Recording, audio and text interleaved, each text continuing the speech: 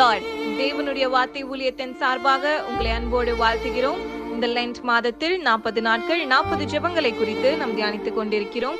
இன்று 28வது நாளில் தேவ சித்தத்தை அறிந்து கொள்ள ஜெபிக்கும் ஜெபம் என்ற தலைப்பில் நம் அருமை சகோதரி குளோரி மேக்ஸ்வெல் அவர்கள் பேசுவார்கள். கேட்டு பயன்பெறுங்கள், மற்றவர்களுக்கும் ஷேர் செய்யுங்கள். Praise the Lord. கிறிஸ்துவுக்குள் மிகவும் பிரியமான என் அன்பு சகோதர சகோதரிகளே, என்றென்றும் தம்முடைய அன்பிலே மாறாத நம்முடைய அருமை இரட்சகர் இயேசு கிறிஸ்துவின் நாமத்தில் உங்களுக்கு என் அன்பின் வாழ்த்துக்களை தெரிவித்துக் கொள்கின்றேன். 40 days லைஃப் டிரான்ஸ்ஃபார்மிங் 40 prayers, 40 நாட்கள் நம் வாழ்வை மறுரூபமாக்கும் 40 ஜெபங்கள் என்ற தலைப்பில் 28ஆம் நாள் தியானமாக தேவ சித்தத்தை அறிய ஜெபிக்கின்ற ஜெபம் குறித்து பார்க்க போகின்றோம். மத்தேயு 6:10 சொல்கின்றது, உம்முடைய சித்தம் பரமண்டலத்திலே செய்யப்படுகிறது போல பூமியிலேயும் செய்யப்படுவதாக. நம்முடைய வாழ்க்கையில் தேவ சித்தம் என்பது மிகவும் முக்கியமானது. நம்மை அவருடைய சித்தத்திற்கு முழுவதுமாக ஒப்பு கொடுக்கும் போது நம்முடைய வாழ்க்கையில் சந்தோஷமும் சமாதானமும் இருக்கும். ஆனால் நாம் அவருடைய சித்தத்தை விட்டு விலகி சுயமாய் காரியங்களை செய்யும் போதுதான் சாத்தான் நம்மை மேற்கொள்கின்றான். ஆரம்பத்தில் தேவனுடைய சித்தத்தை அறிந்து கொள்வது என்பது சற்று கடினமாக தோன்றலாம். எதற்கெடுத்தாலும் உம்முடைய சித்தம் என்ன ஆண்டவரே என்று காத்திருக்க வேண்டுமா? அதற்காக நான் ஜெபித்துக் கொண்டே இருக்க வேண்டுமா? தேவன் தான் எனக்கு ஞானமும் அறிவும் புத்தியும் கொடுத்திருக்கின்றாரே, நான் ஏன் என் சுய சித்தத்தை செய்யக்கூடாது, நடக்கக்கூடாது என்று எண்ணலாம். ஆனால் தேவன் சொல்கின்றார், ஏசாயா 55:8-9, என் நினைவுகள் உங்கள் நினைவுகள் அல்ல, என் வழிகள் உங்கள் வழிகளும் அல்லவென்று. நம்மை உண்டாக்கிய தேவன் ஒரு நோக்கத்துடனும் ஒரு திட்டத்துடனுமே நம்மை வாழ வைத்துக் கொண்டிருக்கின்றார். அனுதினமும் நம்மை போஷிக்கின்ற தேவன் நம்மை அப்படியே படைத்ததுடன் விட்டுவிடவில்லை. அவரால் படைக்கப்பட்ட நாம் எப்படி இருக்க வேண்டும் என்கின்ற சித்தமும் அவருக்கு இருக்கவே செய்கின்றது. நாம் அவருடைய சித்தத்தை அறிய வேண்டியது நமக்கு மிகவும் அவசியம். அப்பொழுதுதான் தேவன் நமக்கு என்ன நன்மைகள் வைத்திருக்கின்றார் என்பதை நம்மால் புரிந்து கொள்ள முடியும். ரோமர் 12:2 சொல்கிறது, நீங்கள் இந்த பிரபஞ்சத்திற்கு ஒத்த வேஷம் தெரியாமல் தேவனுடைய நன்மையும் பிரியமும் பரிபூரணமுமான சித்தம் இன்னதென்று பகுத்தறியத்தக்கதாக உங்கள் மனம் புதிதாகிறதுனாலே மறுரூபமாகுங்கள். நாம் ஒவ்வொரு நாளும் தேவனுடைய நன்மையும் பிரியமும் பரிபூரணமுமான சித்தம் நம்முடைய வாழ்க்கையில் இன்னதென்று பகுத்தறியத்தக்கதாக தேவனுக்குள் மறுரூபம் அடைய வேண்டும். யோவான் 4:34 இயேசு கிறிஸ்து அவர்களை நோக்கி, நான் என்னை அனுப்பினவருடைய சித்தத்தின்படி செய்து அவருடைய கிரியையை முடிப்பதே என்னுடைய போஜனமாயிருக்கிறது என்றார். ஆண்டவராகிய இயேசு கிறிஸ்து தன்னை அனுப்பினவருடைய சித்தத்தை செய்வதையே அவரது போஜனமாக கருதி செய்து முடித்தார். அவர் தேவனுடைய சித்தத்தை சரியாக நிறைவேற்றிய செயலால் இந்த உலகிலுள்ள எல்லோருக்குமே மீட்பு உண்டானது போல நம் ஒவ்வொருவரும் தேவனுடைய சித்தத்தை அறிந்து சரியாக செயல்பட்டால் அது நமக்கு மாத்திரமல்ல, நம்மை சுற்றிலும் இருக்கின்ற பலருக்கு ஆசீர்வாதமாக இருக்கும் என்பதில் எந்த ஒரு சந்தேகமும் இல்லை. ஒருவேளை நீங்கள் கேட்கலாம், தேவ சித்தம் அறிந்து அதை நிறைவேற்றுவது எப்படி என்று. நம்முடைய எதிர்காலம் எப்படி இருக்கும் என்பதை அறிய விரும்பும் ஆவல் எல்லோருக்கும் நிச்சயம் இருக்கத்தான் செய்யும். அதற்காக ஜாதகம் பார்ப்பது, குறிக்கேட்பது போன்ற பல்வேறு செயல்களில் உலக மனிதர்கள் ஈடுபட்டு எதிர்காலம் எப்படி இருக்கும் என்பதை அறிந்து கொள்ள மிகுந்த ஆவலுடன் இருக்கின்றனர். ஆனால் தேவனாகிய கர்த்தர் நம்மிடம் நாள் பார்க்காமலும் குறி கேட்காமலும் இருப்பாயாக என்ற வார்த்தையின் மூலம் இப்படிப்பட்ட காரியங்கள் தவறு என்று தடை விதித்து விட்டார். இன்னும் சிலர் சீட்டு போட்டு தேவனுடைய சித்தம் என்ன என்பதை கண்டுபிடிக்க முயற்சி செய்வார்கள். அவர்கள் என்ன தெரிந்தெடுப்புகளை தங்கள் மனதில் வைத்திருக்கின்றார்களோ அவைகளை தனித்தனி துண்டு சீட்டுகளில் எழுதி ஜெபம் செய்துவிட்டு கண்ணை மூடி ஏதேனும் ஒன்றை எடுப்பார்கள். அதில் என்ன வருகிறதோ அது தேவனுடைய சித்தம் என்று முடிவு செய்து விடுவார்கள். நீங்கள் வேத வாக்கியங்களை கவனித்து பார்த்தால் சீஷர்கள் மத்தியாஸ் என்பவரை சீட்டு போட்டு அப்போஸ்தல ஊழியத்திற்கு தேர்ந்தெடுத்தார்கள். ஆனால் உண்மையில் தேவன் அப்போஸ்தலர் பவுலையே அப்போஸ்தலர் ஊழியத்திற்கு தெரிந்தெடுத்தார். ஆகவே சீட்டு போடுதலை விட தேவனை சார்ந்து அவருடைய சத்தத்தை கேட்பதே சிறந்ததாக இருக்கும்.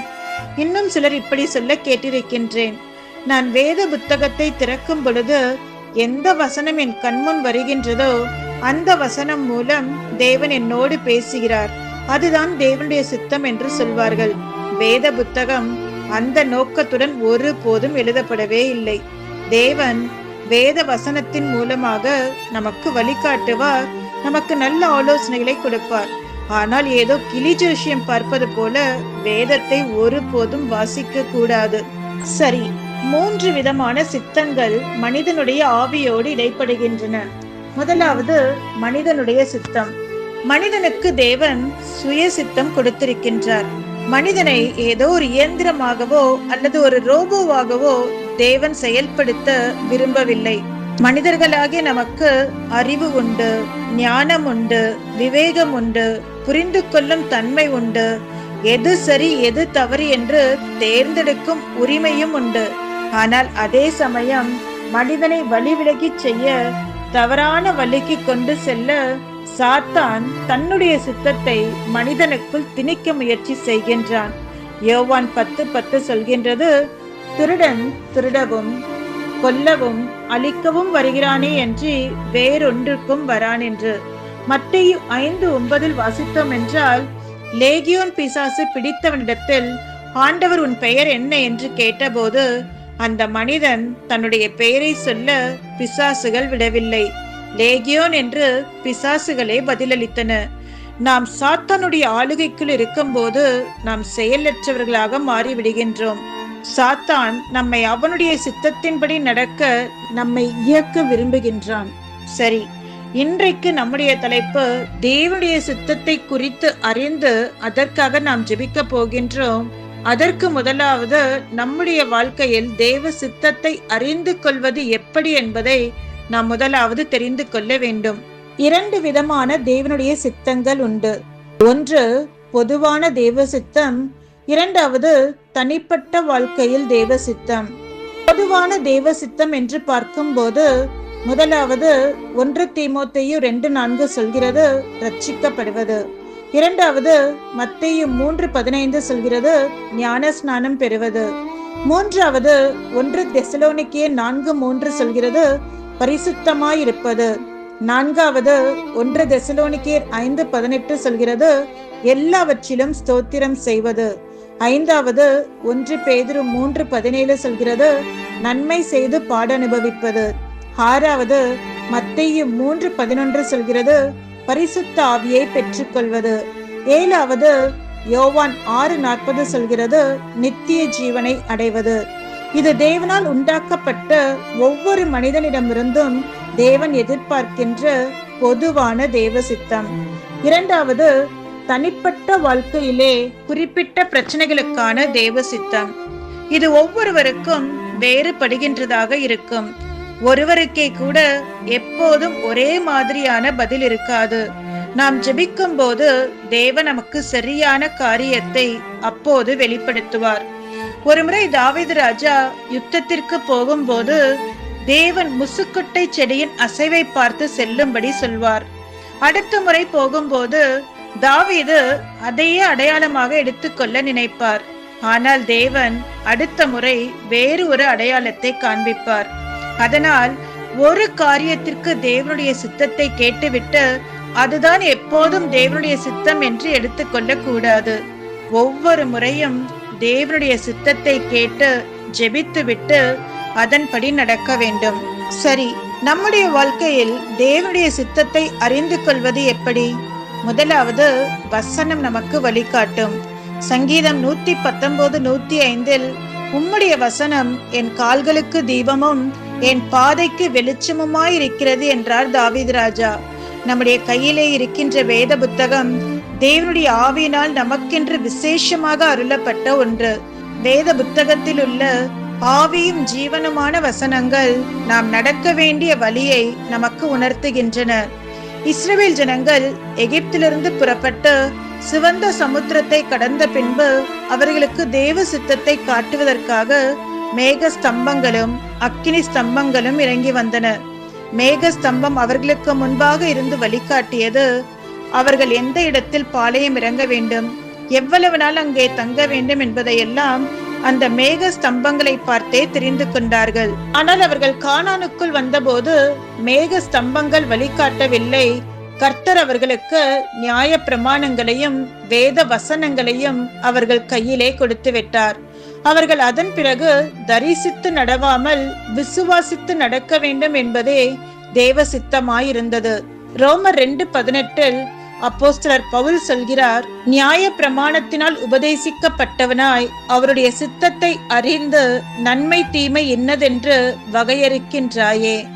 பெரிய காரியமானாலும் சரி, சின்ன காரியமானாலும் சரி, நாம் கர்த்தருடைய வசனம் என்ன சொல்கின்றது என்று ஆராய்ந்து பார்க்க வேண்டும். ஏசாயா 34:16 சொல்கிறது, கர்த்தருடைய புத்தகத்திலே தேடி வாசியுங்கள், இவைகளில் ஒன்றும் குறையாது என்று. நாம் யாருக்காவது ஆலோசனை கொடுக்கிறதுனாலும் சரி, தேவன் இல்லை என்று சொல்கிறவர்களுக்கு விளக்கம் கொடுப்பதானாலும் சரி, வாழ்க்கையில் பிரச்சனைகளை குறித்து எந்த கேள்வியானாலும் சரி, வேத புத்தகத்திலே நமக்கு பதிலுண்டு. வேதத்தை தினமும் வாசிக்க வேண்டும் என்று கடமைக்காக வாசிக்கும் போது அதில் உள்ள சத்தியங்களை நம்மால் தெரிந்து கொள்ள முடியாது. நாம் தினந்தோறும் விருப்பமாய் ஆசையாய் வேதத்தை வாசிக்க வேண்டும். அப்போஸ்தலர் 17:11 சொல்கிறது, பெராயா பட்டணத்து மக்கள் மனோவாஞ்சையாய் விரும்பி வேதத்தை படித்தது மட்டுமல்ல, அதிலுள்ள சத்தியங்களை ஆராய்ந்து பார்த்தார்களாம். நாமும் வேதத்தை விருப்பமுடன் வாசிக்கும் போது சத்தியத்தையும் அறிந்து கொள்ள முடியும், தேவனுடைய சித்தத்தையும் தெரிந்து கொள்ள முடியும். இரண்டாவதாக, ஊக்கமான ஜெபத்தின் மூலமாக. சங்கீதம் 32:8 சொல்கிறது, நான் உனக்கு போதித்து நீ நடக்க வேண்டிய வழியை காட்டுவேன், உன்மேல் என் கண்ணை வைத்து உனக்கு ஆலோசனை சொல்லுவேன். நாம் ஜெப நேரத்தில் எந்தவித சிந்தனையும் இல்லாமல் முழு மனதோடு நம் கர்த்தரை மாத்திரம் நம் கண் முன்பாக வைத்து ஜெபிக்கும் போது கர்த்தர் நம்மை குறித்துதான அவருடைய சித்தத்தை வெளிப்படுத்துவார். நாம் பொதுவாக என்ன செய்கின்றோம்? ஜெப நேரத்திலே நாம் மட்டும் பேசிவிட்டு நாம் கேட்க வேண்டியதை எல்லாம் அவரிடம் கேட்டுவிட்டு எழுந்து வந்து விடுகின்றோம். தேவன் நம்மோடு பேசும்படி அமர்ந்து அமைதியாக இருந்து அவர் என்ன சொல்ல போகின்றார் என்று கேட்க நாம் முழு மனதையும் செவிசாய்க்க வேண்டும். அப்பொழுது மெல்லிய குரலிலே கர்த்தர் தம்முடைய சித்தத்தை நமக்கு வெளிப்படுத்துவார். ஜெப நேரம்தான் நாம் தேவனுடைய ஆலோசனை பெற்றுக் கொள்கின்ற ஒரு நேரம். சின்ன காரியமானாலும் சரி, பெரிய காரியமானாலும் சரி. அப்போஸ்தலர் 9:6 பவுல் கேட்டது போல, ஆண்டவரே, நான் என்ன செய்ய சித்தமாயிருக்கிறீர் என்று கர்த்தரிடம் கேட்டு செய்யும் போது அவர் சரியான ஆலோசனையை நமக்கு தருவார். நீதிமொழிகள் 3:6 உன் வழிகளில் எல்லாம் அவரை நினைத்துக்கொள் என்று சாலமோன் ஞானி சொல்லி இருக்கின்றார்.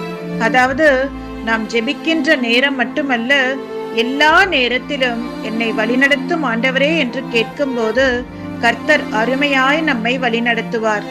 ஏசாயா 30:21 நீங்கள் வலது புறமாய் சாயும் போதும் இடது புறமாய் சாயும் போதும் வழி இதுவே, இதிலே நடங்கள் என்று உங்களுக்கு பின்னாலே சொல்லும் வார்த்தையை உங்கள் காது கேட்கும் என்று சொல்கிறது. ஆண்டவருடைய இந்த மெல்லிய சத்தத்தை கண்டிப்பாக நாம் ஒவ்வொருவருமே கேட்டிருப்போம், உணர்ந்திருப்போம் இல்லையா? இந்த இடத்திற்கு போக வேண்டாம், இந்த காரியத்தை நீ செய்ய வேண்டாம், இந்த காரியத்திலிருந்து நீ விலகியிரு என்று சொல்லி தெளிவாக தேவன் தம்முடைய பிள்ளைகளோடு கூட பேசுவார். சில முக்கியமான காரியங்களுக்கு தேவனுடைய சித்தத்தை அறிய விரும்பும் பொழுது தனியான இடத்திற்கு சென்று விடுங்கள்.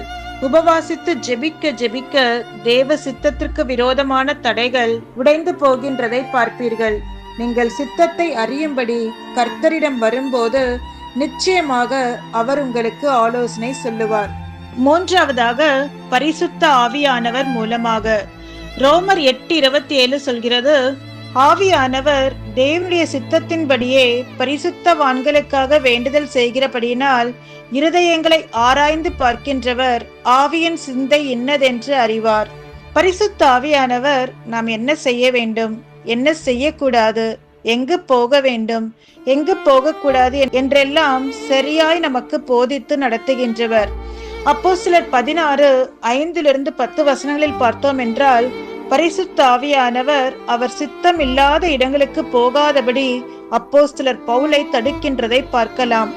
ஆதியாகமம் 20:6 நாம் பாவம் செய்யாதபடிக்கு நம்மை தடுக்கின்றார். தேவ பிள்ளைகள் சுய சித்தத்தின்படி நடக்கும் போதும் தடுத்து நிறுத்துகின்றார். யோனா நினிவேக்கு போகாமல் தர்ஷீசுக்கு கப்பல் ஏறி போன போது அவரை தடுக்க தீர்மானித்து ஒரு மீனை ஆயத்தப்படுத்தினார். மீன் யோனாவை விழுங்கி கர்த்தருடைய சித்தத்தின்படி 3 நாட்களுக்கு பிறகு தேவனுடைய திட்டத்தை நிறைவேற்றும்படியாக நினிவே பட்டணத்திலே கக்கி போட்டது. அதே போல் அவர் தம்முடைய சித்தத்தை கன்ஃபார்மும் செய்வார்.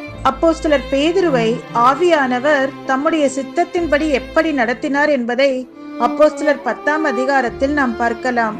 கர்த்தர் தம்முடைய தேவ தூதனை கொர்நேலியுவிடம் அனுப்பி, இப்பொழுது நீ யோப்பா பட்டணத்துக்கு மனுஷரை அனுப்பி பேதுரு என்று மறுபேர் கொண்ட சீமோனை அழைப்பி, நீ செய்ய வேண்டியதை அவன் உனக்கு சொல்லுவான் என்றார்.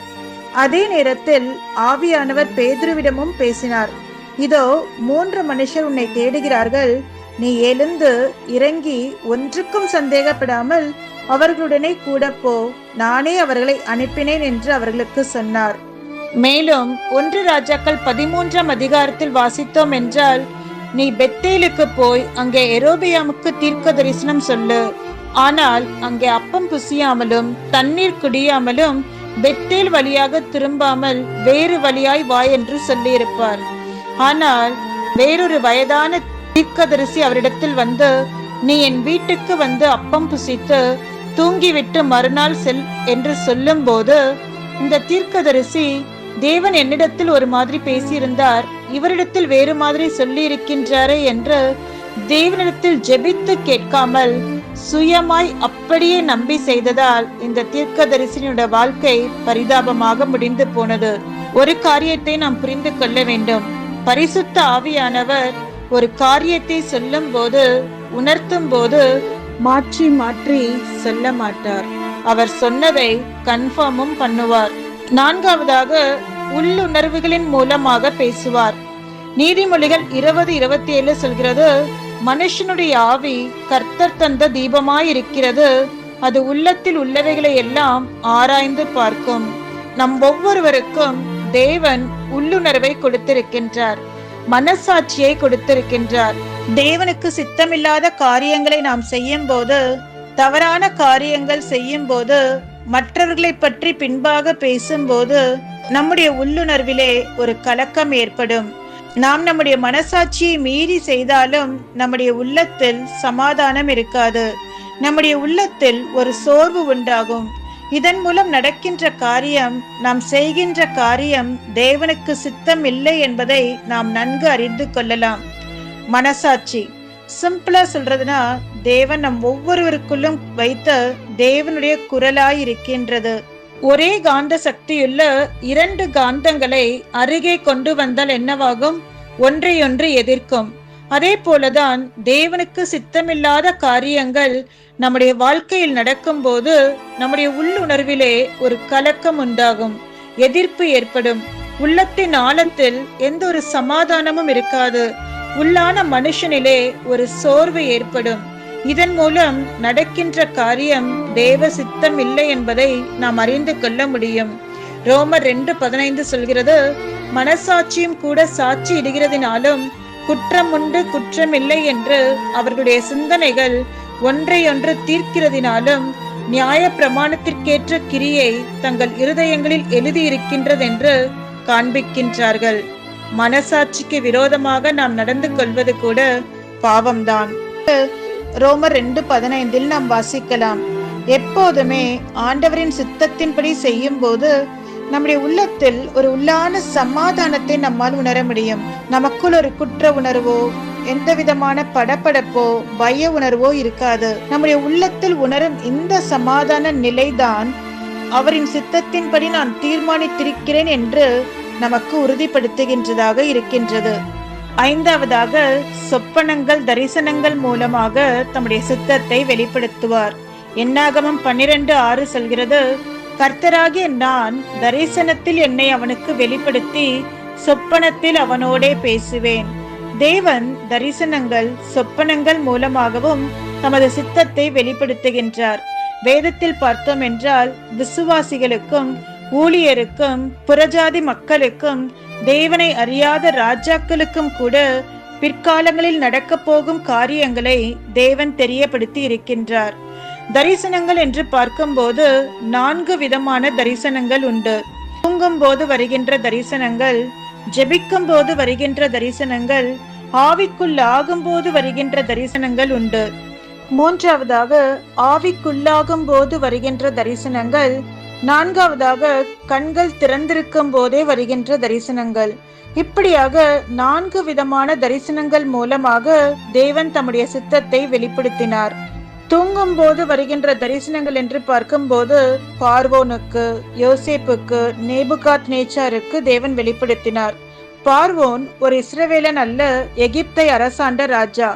அவர் தூங்கும் போது எகிப்திற்கு பசுமையான செழுமையான 7 ஆண்டுகள் வரும் என்றும் அதற்கு பின்பு 7 ஆண்டுகள் பஞ்சம் வரும் என்பதை வெளிப்படுத்தினார். இந்த சொப்பனத்திற்கு அர்த்தம் சொன்ன யோசேப்பு தேவனுடைய சித்தத்தின்படி எகிப்திற்கு அதிபதியாக உயர்த்தப்பட்டார். இரண்டாவது, ஜெபிக்கும் போது வருகின்ற தரிசனங்கள் மூலமாக திட்டமும் தெளிவுமான தேவனுடைய சித்தத்தை அறிந்து கொள்ளலாம். அப்போஸ்தலர் 10 கொர்நேலியு ஜெபித்துக் கொண்டிருந்த போது தேவனுடைய தூதனானவர் கொர்நேலியுவுக்கு தரிசனத்தில் பேசினார். நீ பேதுருவை அழைத்து வா, அவர் நீ செய்ய வேண்டியதை உனக்கு சொல்வான் என்றார். அதே போல பேதுரு வந்தபோது கொர்நேலியுவையும் அவர் வீட்டில் உள்ளவர்களையும் கர்த்தருக்குள் அருமையாய் நடத்தினார். அன்றைக்கு வசனத்தை கேட்டுக்கொண்டிருந்த யாவர் மேலும் பரிசுத்த ஆவியானவர் இறங்கினார். அங்கிருந்த எல்லோரும் ஞானஸ்நானம் பெற்றார்கள் என்று வேதத்தில் பார்க்கலாம். மூன்றாவதாக ஆவிக்குள்ளாகும் போது வரும் தரிசனங்கள் என்று பார்க்கும்போது அப்போஸ்தலர் யோவான் பத்மு தீவில் இருக்கும்போது ஆவிக்குள்ளாகி பரலோக தரிசனங்களை கண்டார். அந்த தரிசனங்களில் பெரும் பகுதி வெளிப்படுத்தல் சுவிசேஷத்தில் சொல்லப்பட்டிருக்கின்றது. வெளிப்படுத்தல் 1:10 யோவான் சொல்கின்றார், கர்த்தருடைய நாளில் நான் ஆவிக்குள்ளானேன் என்று சொல்கின்றார்.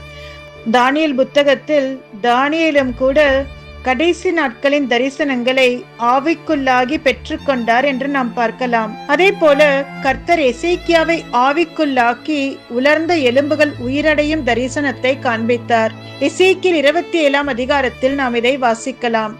நான்காவதாக கண்கள் திறந்திருக்கும் போதே வரும் தரிசனம் என்று பார்க்கும்போது மோசேக்கு கர்த்தர் முட்செடியின் நடுவில் தரிசனமாகி பேசினார். ஆபிரகாமுக்கு தரிசனமாகி அவரை எப்படி ஆசீர்வதிப்பேன் என்று கூறினார். யாக்கோபின் பிரயாணத்திலே வழியிலே தரிசனமாகி அவரை ஆசீர்வதித்தார்.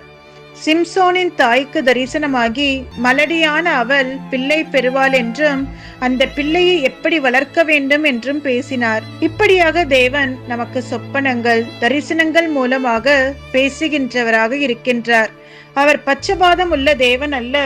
நம்முடைய பிள்ளைகளுடைய படிப்பு, திருமண காரியங்கள், வேலை, வியாபாரம், ஊழியம் இவைகளை குறித்து நாம் தேவனிடத்தில் ஜெபிக்கும் போது தேவன் நம்மோடும் கூட இப்படி ஏதாவது ஒரு வழியில் பேசுகின்றவராக இருக்கின்றார். கர்த்தர் நமக்கு எந்த விதத்தில் தரிசனமானாலும் நம்மை குறித்த தேவ சித்தம் அதிலே உண்டு. ஏதோ ஒரு காட்சியை கண்டோம், மறந்து விட்டோம் என்று அலட்சியமாக சொல்லக்கூடாது. யோசேப்பின் தரிசனம்தான் பின்னாளில் அவர் பெறப்போகின்ற ஆசீர்வாதத்தை குறித்ததாயிருந்தது. அதே போல் ஒருவேளை எச்சரிப்பின் தரிசனமாக இருந்தால் நம்முடைய வாழ்க்கையை நாம் சீர்படுத்தி கொள்ள வேண்டும்.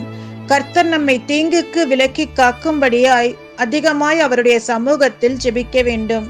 ஆறாவதாக ஊழியக்காரர்கள் மூலமாக தேவன் தம்முடைய சித்தத்தை வெளிப்படுத்துவார். ஆமோஸ் 3:7 சொல்கிறது, கர்த்தராகிய ஆண்டவர் தீர்க்கதரிசிகளாகிய தம்முடைய ஊழியக்காரருக்கு தமது ரகசியத்தை வெளிப்படுத்தாமல் ஒரு காரியத்தையும் செய்யார்.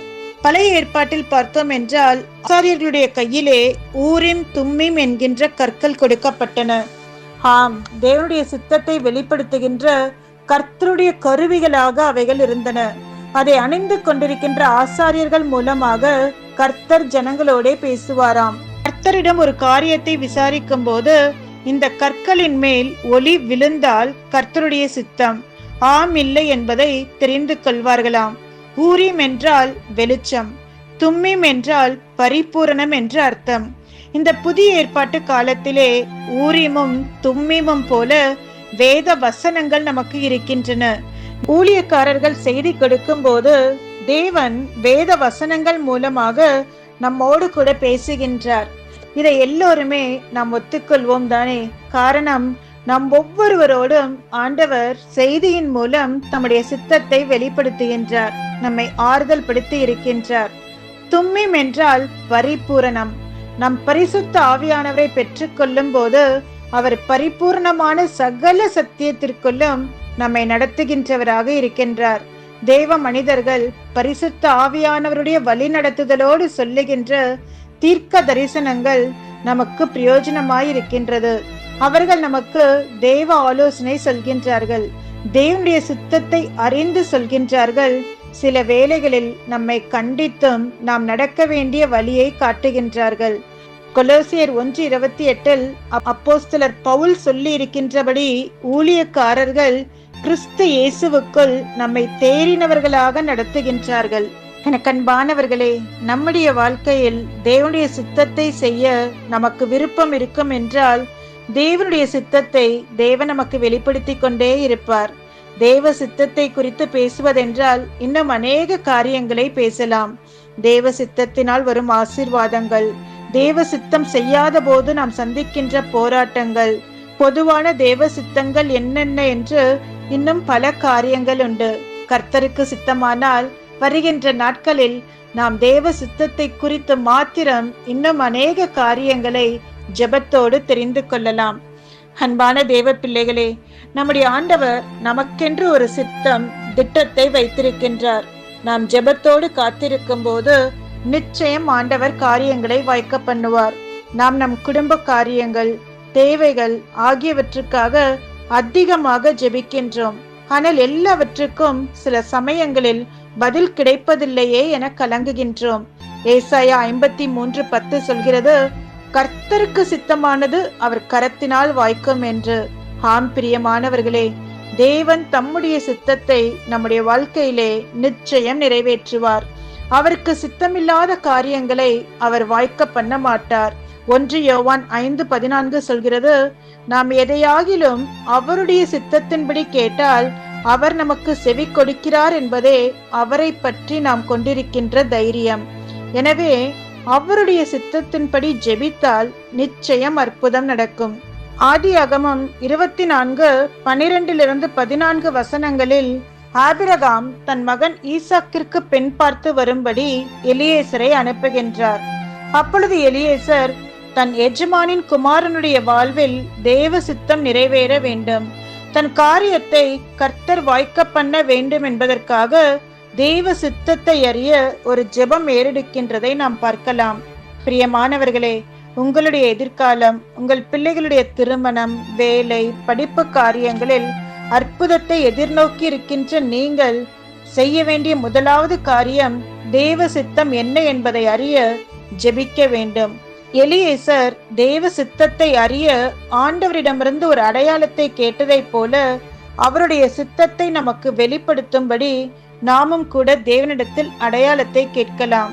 இப்படி நாம் ஜெபிக்கும் போது அவரே தம்முடைய சித்தத்தை வெளிப்படுத்தி நம்முடைய காரியங்களை வாய்க்க பண்ணுவார். மேலும் தேவ சித்தம் வெளிப்பட நாம் காத்திருக்க வேண்டும். எலியேசர் அவளை குறித்து ஆச்சரியப்பட்டு கர்த்தர் தன் பயணத்தை வாய்க்க பண்ணினாரோ இல்லையோ என்று அறியும் பொருட்டு மௌனமாயிருந்தான் என்று வேதம் சொல்கின்றது. மௌனமாயிருந்தான் என்று ஆதியாகமம் 24:21 பார்க்கலாம். பிரியமானவர்களே, எலியேசர் தேவ சித்தத்தை அறிய ஜெபம் பண்ணியபடியே காரியங்கள் நடந்தாலும் அவர் அவசரப்படாமல் அது தேவ சித்தம் தானா என்பதை அறியும்படி காத்திருந்தார். ஆனால் இன்று அநேகருக்கு இந்த காத்திருக்கின்ற பொறுமை இருப்பதில்லை. அவசர அவசரமாக எல்லாவற்றையும் செய்து முடித்து விட வேண்டும் என்று எண்ணுகிறார்கள். அது முடிவில் ஏமாற்றத்திலும் பிரச்சனையிலும் கொண்டு போய்விடும்.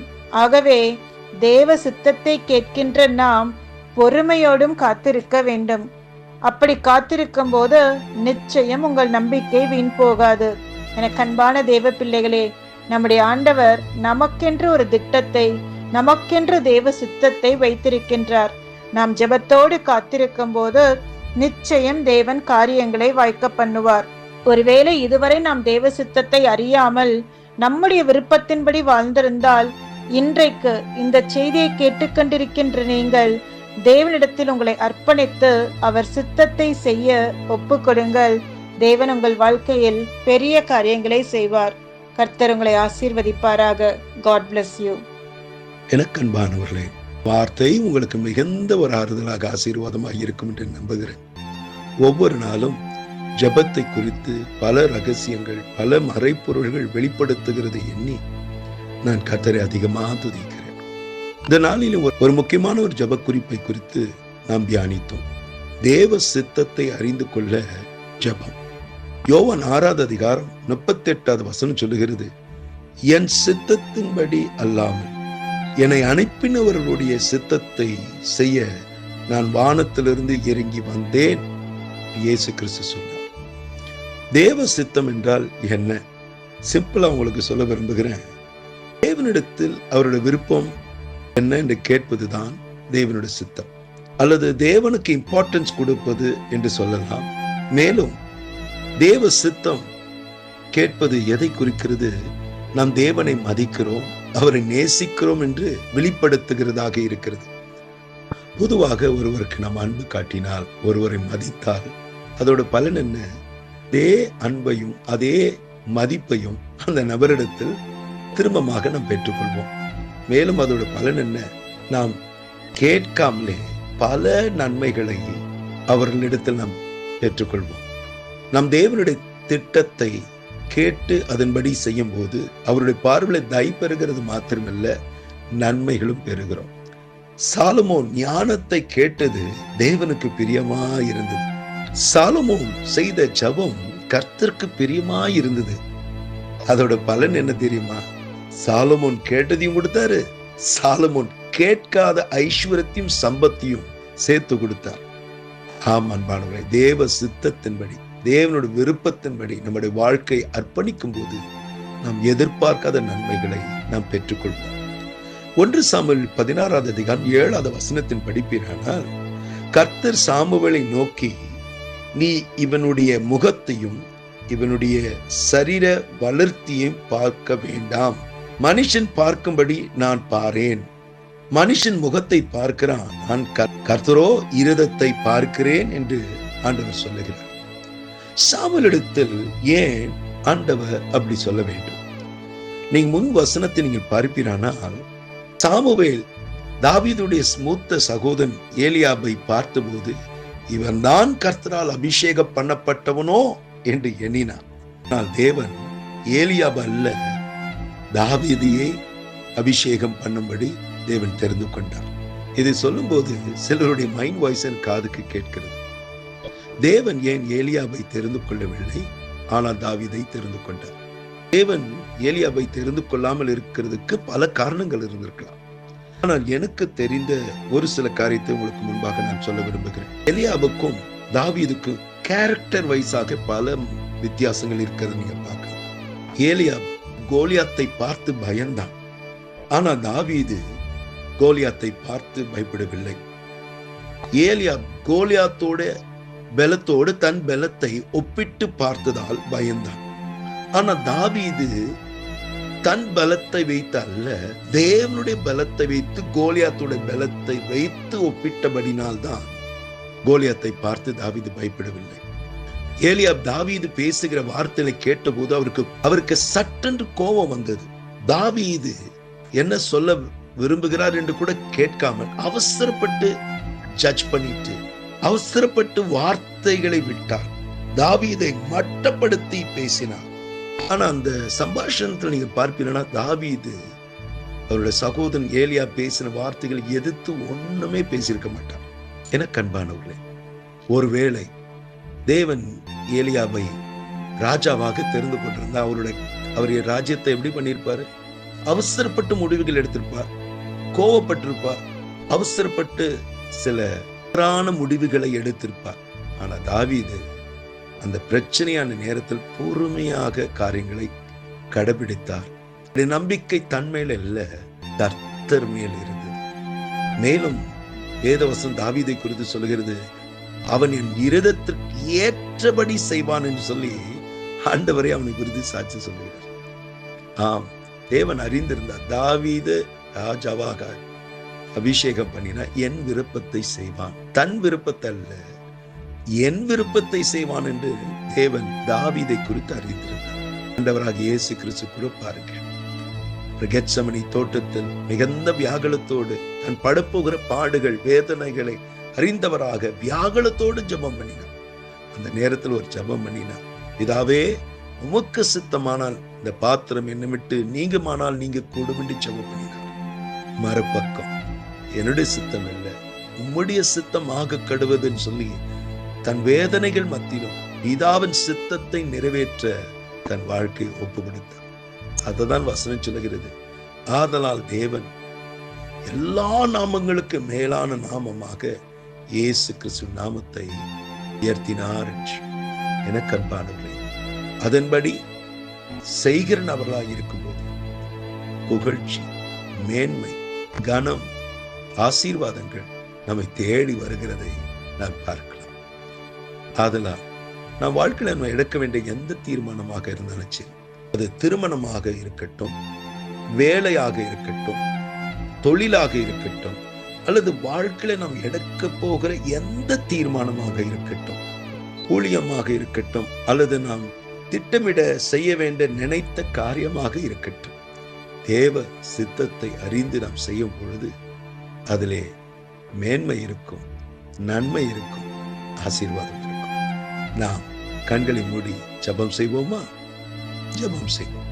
அன்பும் விருக்கமல்ல நல்ல தகப்பனே, இந்த வார்த்தைகளை கேட்ட ஒவ்வொருத்தரும் உடைய கருத்தில் நான் வைக்கிறேன். அப்பா, உடைய வாழ்க்கை, உடைய எதிர்காலம், உடைய குடும்பம், உடைய பிள்ளைகள், உடைய தொழில், உடைய வேலை, அவருடைய ஊழியங்கள் எல்லாவற்றையும் உடைய கருத்தில் நாங்கள் ஒப்புக்கொடுக்கிறோம். பல நேரத்தில் சுயமாக பல முடிவுகளை எடுத்து ஏமாற்றங்களையும் தோல்விகளையும் கஷ்டங்களையும் வேதனைகளையும் காயங்களையும் நாங்கள் பார்த்தோம் அப்பா. ஆனால் இனிமேல் உம்முடைய சித்தத்தை செய்ய, உம்முடைய விருப்பத்தை செய்ய ஆண்டவரே எங்களுக்கு அதுக்கேற்ற பலனையும் கிருபையே தாங்க ராஜா. இந்த நாளிலே உடைய வார்த்தைகளை கேட்டுக்கொண்டிருக்கும் ஒவ்வொருத்தருடைய கருத்தில் வைக்கிறேன். அவருடைய மனதில் இருக்கிற கவலைகள், மனதில் இருக்கிற கேள்விகள், மனதில் இருக்கிற கலக்கங்கள் எல்லாவற்றையும் அறிந்திருக்க, நான் உனக்கு முன்னே சென்று உன் கோணலான வழிகளை சபையாக்குவேன் என்று சொல்லி எல்லா தடைகளை எடுத்து போடுங்க. சந்தோஷமான நாட்கள், மனமகிழ்ச்சியான நாட்களை காண கேட்க கிருபைதான். இது அப்படியே செய்ய போகிறதுக்காக நன்றி, கோடான நன்றி. எனக்கு அன்பானவர்களே, இந்த வார்த்தை உங்களுக்கு மிகுந்த ஒரு ஆறுதலாக ஆசீர்வாதமாக இருக்கும் என்று நம்புகிறேன். உங்களுக்கு தெரிந்த அன்பான இடத்தில் ஷேர் பண்ணுங்க, ஃபார்வர்ட் பண்ணுங்க. அத்துடன் யூடியூப் சேனலை சப்ஸ்கிரைப் பண்ண மறந்து போக வேண்டாம். மேலும் கீழே உள்ள பெல் பட்டனை கிளிக் பண்ணுங்க. கர்த்தர் உங்களை அதிகமாக ஆசீர்வதிப்பாராக. God bless you. Amen.